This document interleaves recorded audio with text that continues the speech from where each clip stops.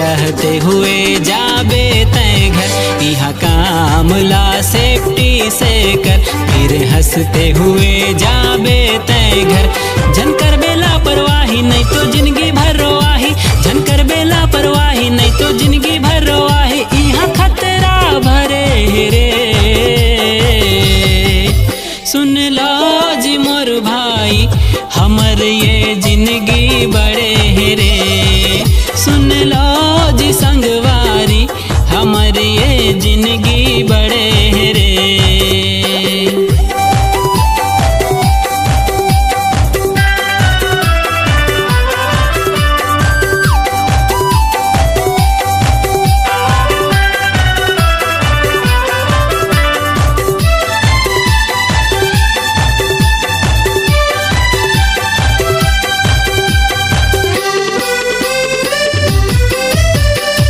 लेके परमिट काम मजाबे आइसोलेशन करा के, जे ऐसेला समझ के भैया सेफ्टी पीपी लगाबे।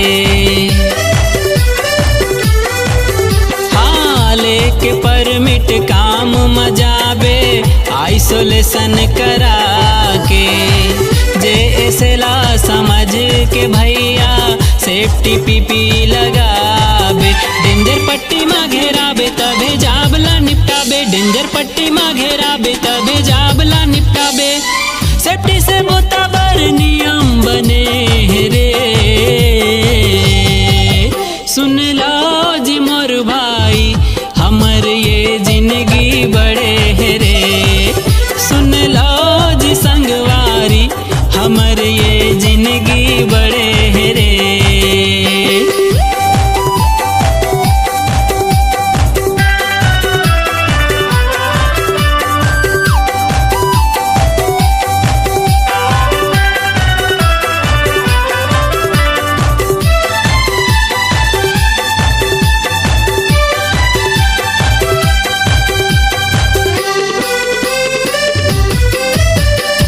जूता हेलमेट सेफ्टी जैकेट सदा पहन के आबे, दस्ताना नोज मास्क और चश्मा ईयर प्लग संग लाबे। हाँ जूता हेलमेट सेफ्टी जैकेट सदा पहन के आबे, दस्ताना नोज मास्क और चश्मा ईयर प्लग संग लाबे। झन करबे कोनो काम जी बिन सेफ्टी के सामान, झन करबे कोनो काम जी बिन सेफ्टी के सामान, बोतल ज्यादा तौर सेफ्टी बड़े रे। सुन लो जी मोर भाई हमर ये जिंदगी बड़े रे, सुन लो जी संगवारी हमर ये जिंदगी बड़े रे।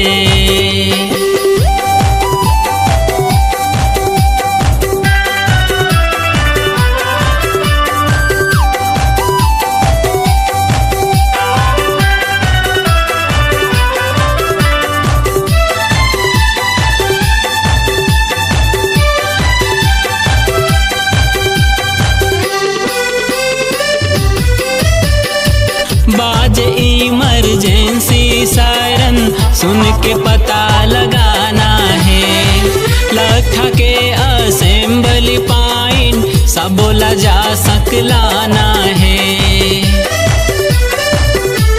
सुनत हस बाजे इमरजेंसी सायरन सुन के पता लगाना है, लखा के असेंबली पॉइंट सब बोला जा सकलाना है।